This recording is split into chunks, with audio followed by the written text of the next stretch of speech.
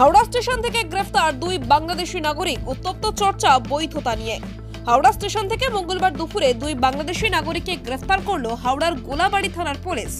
ধৃতদের বিরুদ্ধে অভিযোগ, তারা কোনো রকম বৈধ কাগজপত্র বা পাসপোর্ট ছাড়াই অবৈধভাবে ভারতে প্রবেশ করেছিলেন। পুলিশ সূত্রে জানা গিয়েছে, প্রাথমিক তদন্তে জানা গিয়েছে যে ধৃতরা সীমান্ত পেরিয়ে প্রথমে উত্তর 24 পরগনার বসিরহাটে প্রবেশ করে।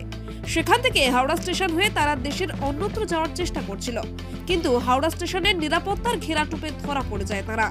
তাদের কাছে বৈধ কোনো ভিসা, পাসপোর্ট বা অভিবাসন সংক্রান্ত নথিপত্র পাওয়া যায়নি বলে পুলিশ জানিয়েছে।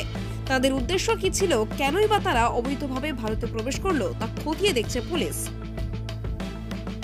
ধৃতদের মঙ্গলবার হাওড়া আদালতে পেশ করা হয়েছে। এই ঘটনার পর হাওড়া স্টেশন ও আশেপাশের এলাকায় নিরাপত্তা আরো জোরদার করা হয়েছে। পুলিশ জানিয়েছে, গোটা ঘটনার তদন্ত চলছে এবং প্রয়োজনীয় কেন্দ্রীয় এজেন্সির সঙ্গে যোগাযোগ করে বিষয়টি আরো খতিয়ে দেখা হচ্ছে।